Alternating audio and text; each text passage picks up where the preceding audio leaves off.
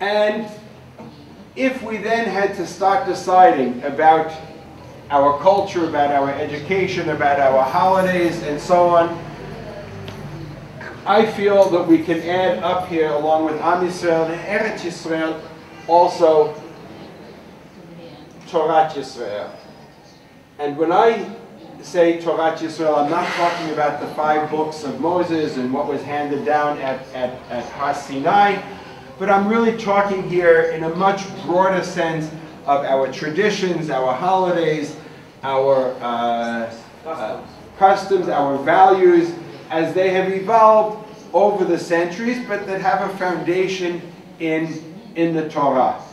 Sometimes when I talk about this with Israelis, they'll say, Am Yisrael is okay, Eretz Yisrael is okay, but we don't want that Torah Yisrael part. And I say to them, well, okay, so maybe we should make our day of rest not on Shabbat, but on Sunday. Our stock markets, our Bursa will be closed when everybody else. We'll liyasher kav, we'll get in line with the rest of the world. No, we can't move Shabbat to Sunday. They said, well, then the national holidays, we close the schools, the banks on all of the Jewish holidays. Yeah, well, of course, that's part of who we are. Where does it come from? It comes from the Torah. Maybe we shouldn't teach Bible in the schools. No, Bible is part of our history. So even secular Israelis who have become ultra-sensitive to the idea of religious coercion in Israel today because of the ultra-Orthodox in particular, still, when you bring them those kinds of examples, agree that Torah Yisrael also has to be part and parcel of who we are. So on the one hand, I could say this is what Zionism is all about. We needed a safe place to live. Nobody wants to live in a shelter. We went ahead and built this national home, and these are the 3 foundations that we are building it on. Why would it be unfair to leave it with that? What's wrong with this picture? What doesn't work here, or what's problematic with this model? Am Yisrael solamente. Am Yisrael? Am Yisrael. Only Am What, that we're building it only for Am Yisrael? No, que sea hoy solamente para el pueblo de Israel.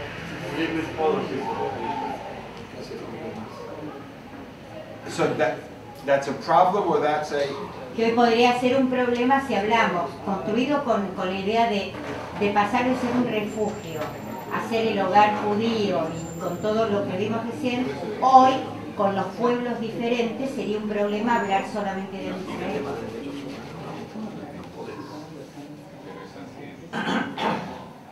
Well, when you say Am Yisrael, when we're talking about Am Yisrael, we're not talking only about the Am that lives in Israel, but the whole pueblo judío. Okay? But what is a problem here, there's a lot of problems, but among them is, although we came along to build this national home here, there were other people living here already. There were Arabs living in the country and so on, so we have to figure out what to do with these other people who are here. But if we go back to some of the things that I was talking about with my family, for instance, if we say that we're building this for the Jewish people, what do we have to ask? Every Jew can come to live in Israel. Who is a Jew? Okay? Mihu Yehudi. Who is a Jew? And who gets to decide who is a Jew? Which also raises the question of who is a rabbi. Okay? And Nicole, is a Jewish father enough? Is it not enough? The Reform movement has decided that patrilineal descent is enough to determine Judaism. We know we had the problems with the Ethiopians. So all these questions of who is a Jew and what it means to be a Jew are not solved by just saying Am Yisrael. What's the problem with Eretz Yisrael? If we're saying that we're building it in the land of Israel, what do we then have to ask about that? The limits. The limits, the borders, okay? First of all, even in the Bible, it's a little bit not clear just what all that land is. Is it from here to here, from here to here? Different descriptions. But in a more contemporary in a more contemporary situation, we have to ask, within the green line or over the green line? Within the borders before 1967 or after 1967? So we have to determine the borders. We have to ask, who is going to determine the borders? We have rabbis in Israel. We had two chief rabbis, Ovadia Yosef and Goren, Shlomo Goren, who each gave a psak halacha regarding the legitimacy of relinquishing, of giving up parts of Eretz Yisrael. And Ovadia Yosef, although we associate him with the right wing today, does have a psak halacha that says that if retreating from certain portions of Eretz Yisrael if he were convinced that that would bring about a real and lasting peace, then not only are we permitted to leave parts of Eretz Yisrael, but we are required to, because pikuach nefesh doche any cualquier precepto. He has since in his statements does not feel that the time is ripe, that it's okay. That Ovadia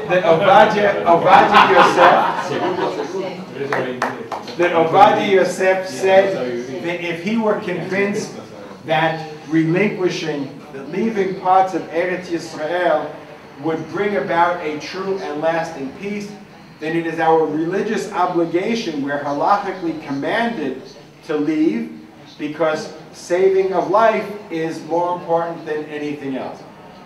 Shlomo Goren, at the same time, quoting the same Ramban and so on and so forth, they use some of the same quotations from our sources, arrived at a completely different conclusion, that no matter what, we are commanded to hold on to every inch, every centimeter of the land of Israel. But who said rabbis even have to decide this? Are they involved? Should they be involved in the discussion? You have soldiers who listen to what their rabbis say and not to what their officers tell them. And we've had real problems in terms of evacuating certain settlements and so on, that those of a certain religious viewpoint refuse to cooperate. So let's ask the generals. Doesn't help anymore, because you have generals who say that our only real security is going to come by holding on to certain land. And you have others who say we're only going to be secure. We don't need the land anymore because rockets and missiles can reach everywhere. We don't need the land, we need peace. And we're not going to have peace if we don't withdraw. So it doesn't matter whether you ask rabbis or generals or anybody else, you're going to find conflicts regarding Eretz Yisrael. But for us, since we're not making the decisions, I think there's something else here that's very important. And that is asking ourselves, what is the meaning of the land of Israel for us? Yehuda Halevi, in the book The Kuzari, has a very famous parable of the vineyards. The king of the Khazars is considering having his whole people convert to Judaism. And he engages in this long philosophical discussion with the person that Yehuda Halevi is writing for. And at one point the king says to him, I understand the part about the people. I understand the part about the traditions and Shabbat and the beauty of all of it. But I don't get this thing about land. What difference does it make where you live? Why are you still praying towards Jerusalem? Why are you longing to go back to Jerusalem? What meaning does the land itself have for you? And Yehuda Halevi answers, and he says, you don't know a lot about the Jews, but you understand wine.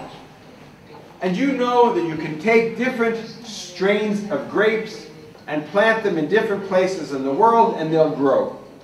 But if you want that wine, if you want that grape to give the full flavor, it needs a certain climate, it needs a certain territory, and so on. He says it's the same thing with people. Jews can be planted all over the world, different places, but if we're to reach our full potential, we can only do it in the land of Israel. What do we do with that? People aren't grapes. Does it really matter where we live? We won't discuss it now, but it's one of the things here that we also have to ask. When we pray, when we say at the end of the Pesach Seder or at the end of the Yom Kippur Tfilot, L'Shana Haba'ah B'Yerushalayim, why are we saying it? What do we mean?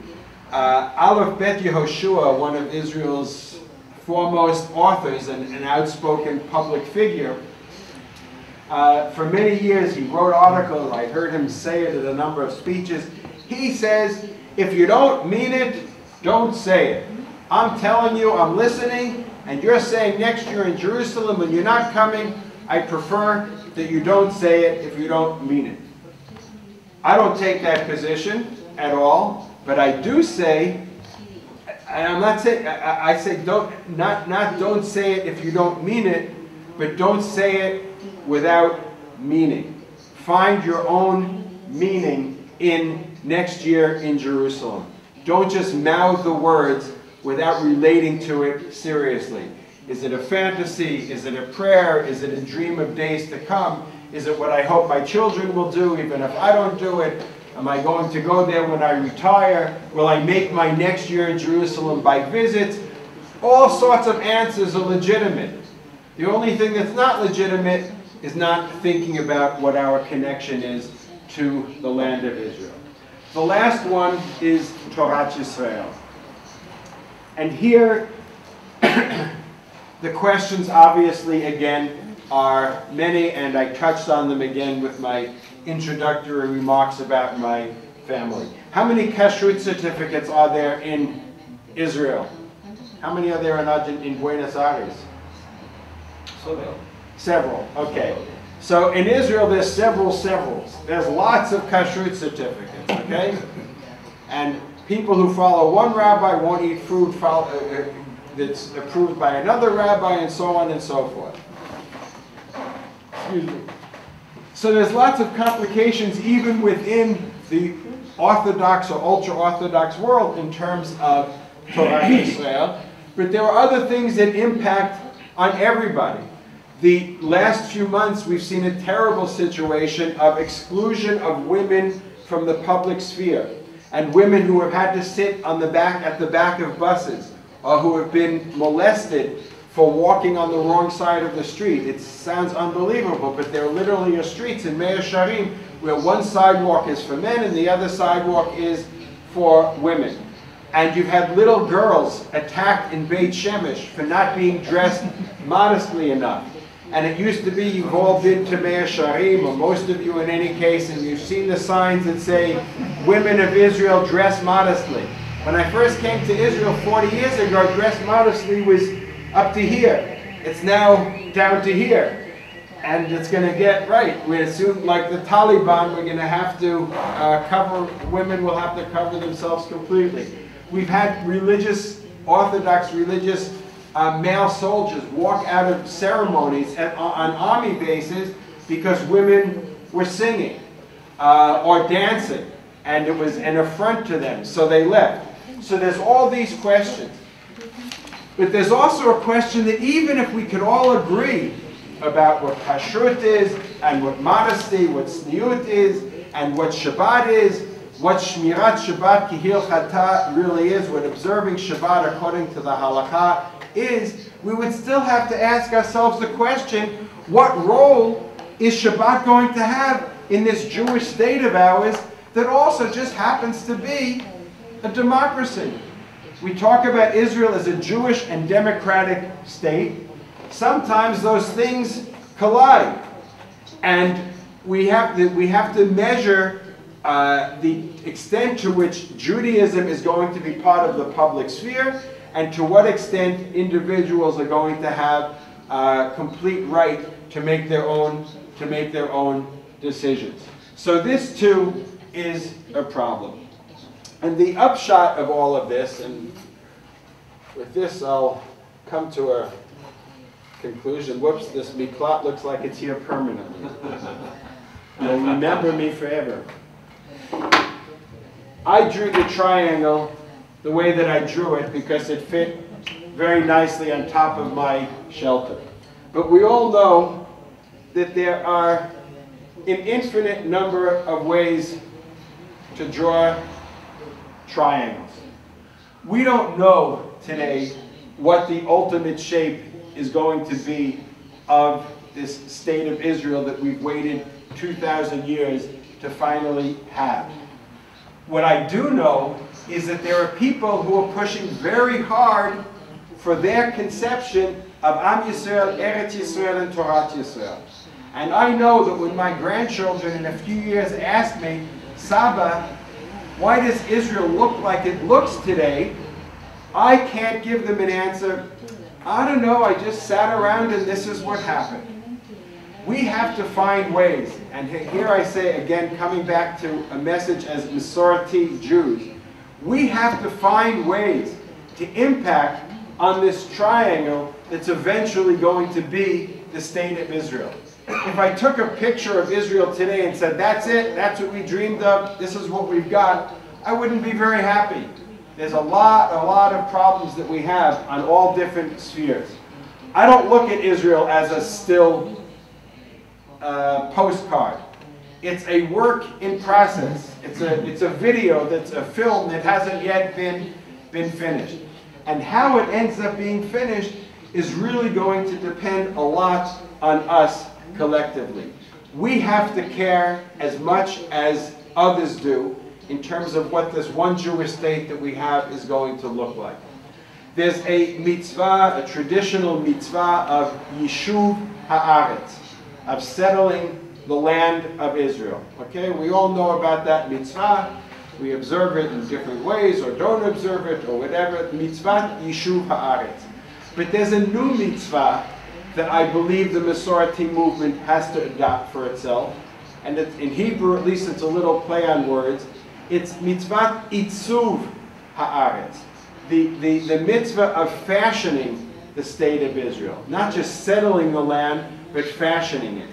And working towards, in this case, I could say, Herzl's quote that you heard before. I also have quotes here from Heschel and from others, of not losing sight of the fact that it's not just a safe place to live in that concerns us, but the kind of home that we build on top of it. The kind of home where my children or grandchildren would not have to come here and tell you the same kind of stories that I began with, that this Jewish state that we're a part of does not recognize, does not give legitimacy to who we are. It's not going to happen by itself, because as I said, lots of people are pushing. But I think the challenge for us, with all the challenges that you have here internally within your own community, to also find the ways to be involved with those of us in Israel to take part in this mitzvah that's so important for our movement of Itzuv Haaretz. Todah.